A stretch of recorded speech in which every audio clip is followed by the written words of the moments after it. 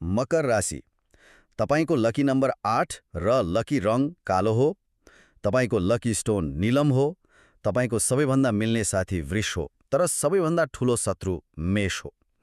तपाईलाई कस्तो व्यापार व्यवसाय या जागिरले मात्र सफलता दिन्छ, तर सबैभन्दा महत्त्वपूर्ण कुन राशिसँग बिहे गर्दा जीवन स्वर्ग बन्छ र कुन राशिसँग गर्दा नर्क। आउनुहोस् तपाईको राशिको हरेक पक्षलाई गहिराईमा बुझौँ। आज हामी यही मकर राशिको विस्तृत चर्चा गर्दैछौँ। यसको स्वभाव कस्तो हुन्छ, भाग्यशाली कुराहरू के हुन्, अनि सम्बन्ध, जीवनका अरू पक्षहरू, हैन, त्यता लागौँ है त। सुरु गरौँ यसको एकदम आधारभूत परिचयबाट। स्वामी ग्रह शनि कर्म र अनुशासनको ग्रह मानिन्छ नि, हैन? हो, एकदम शनि ग्रह। अनि तत्त्व चाहिँ पृथ्वी। स्वभाव चाहिँ चर हुन्छ। चर स्वभाव। यसले व्यक्तिलाई कस्तो बनाउँछ त? शनिको त्यो गम्भीरता अनि पृथ्वी तत्त्वको स्थिरता, यो दुईटा मिलेर मकर राशिलाई एकदमै मेहनती बनाउँछ, अनुशासित पनि अनि साह्रै व्यावहारिक। महत्वाकांक्षी तर योजनाबद्ध, हैन त? हो, उनीहरूको महत्वाकांक्षा हावामा हुँदैन, ठोस योजना हुन्छ, कडा परिश्रम हुन्छ। चर स्वभावले चलायमान त राख्छ, तर एउटा निश्चित लक्ष्यतिर। प्रश्न भयो। अब शुभ कुराहरूतिर जाउँ न।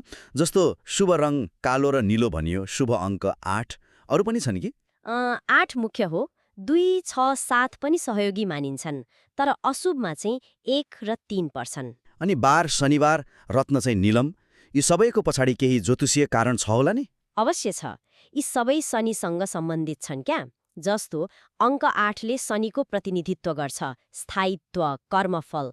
कालो नीलो रङ पनि शनिकै हुन्, गम्भीरता देखाउँछन्। अनि नीलम रत्न नि? नीलमले चाहिँ शनिको सकारात्मक ऊर्जा बढाउँछ भनिन्छ, अनुशासन र काममा सफलता ल्याउन मद्दत गर्ने विश्वास छ। शनिलाई बलियो बनाउन। रोचक। अब अलि सम्बन्धतिर लागौँ। कोसँग मिल्छ, कोसँग मिल्दैन? मिल्नेमा चाहिँ उस्तै पृथ्वी तत्त्वका वृष, कन्या, अनि जल तत्त्वका कर्कट, वृश्चिक, मीन। वृषसँग चाहिँ विशेष मित्रता हुन्छ भनिन्छ है? पृथ्वी र जल मिल्छन्, हैन? पानीले माटोलाई सिञ्चित गर्छ, तर पृथ्वी र आगो अलि गाह्रो छ। हो नि। अग्निको त्यो आक्रामकता, त्यो हतार पृथ्वीको स्थिरता र धैर्यसँग ठ्याक्कै उल्टो पर्छ। जस्तो मेषलाई तुरन्तै परिणाम चाहियो, मकरलाई योजना बनाएर बिस्तारै गर्ने बानी। त्यसैले नमिल्ने। व्यावहारिक जीवनमा पनि देखिन्छ यस्तो त। त्यसो भए यस्तो स्वभावको मकर राशिलाई कस्तो काम वा व्यापार ठिक हुन्छ त? शनिसँग जोडिएका अनि अलि संरचना चाहिने क्षेत्रहरू, जस्तै प्रशासन भयो, सरकारी उच्च पदहरू, जस्तै निजामती सेवा, सुरक्षा निकाय, अनि कानुन, इन्जिनियरिङ, आर्किटेक्चर, घर जग्गा निर्माण, धातु, खास गरी फलाम, स्टिलको काम। भनेपछि जहाँ अनुशासन, धैर्य र लामो समयको योजना चाहियो त्यहाँ सफल हुने भयो। एकदम। उनीहरूको प्रकृति नै त्यस्तै छ, तर त्यो छिटै धनी बन्ने अस्थिर खालका योजनाहरूमा चाहिँ फस्नु भएन। त्यो उनीहरूको लागि होइन। बुझियो। अनि सबैभन्दा धेरैलाई चासो हुने कुरा, बिहे, वैवाहिक जीवन, कुन राशिसँग गर्दा राम्रो?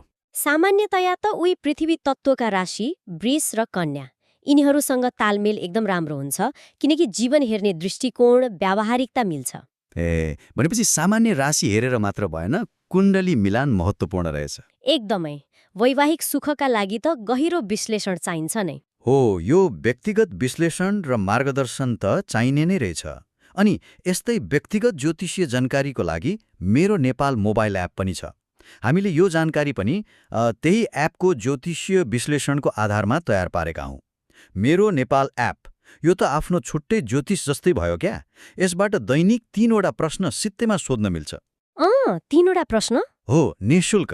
जस्तो कि विवाह कहिले होला, विदेश जाने योग छ कि छैन, पैसा कस्तो रहला, सन्तान सुख, सम्बन्ध कसरी सुधार्ने, यस्ता जे सोधे पनि हुन्छ।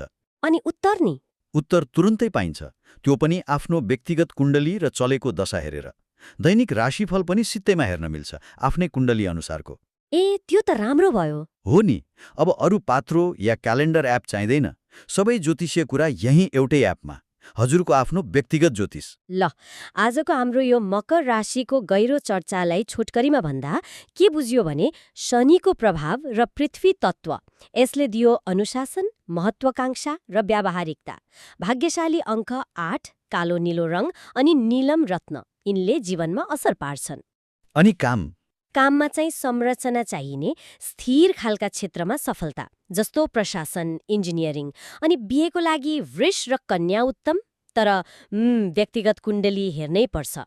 निश्चय पनि। अब एउटा कुरा सोच्न मन लाग्यो। मकर राशिको यो अनुशासन र महत्वाकांक्षाले उचाइमा त पुर्याउँछ, तर के यसले गर्दा जीवनका अरू पक्ष, अलि सहज, अलि भावनात्मक कुराहरू चाहिँ ओझेलमा पर्ने जोखिम पनि हुन्छ कि? यसबारे सोच्न सकिन्छ।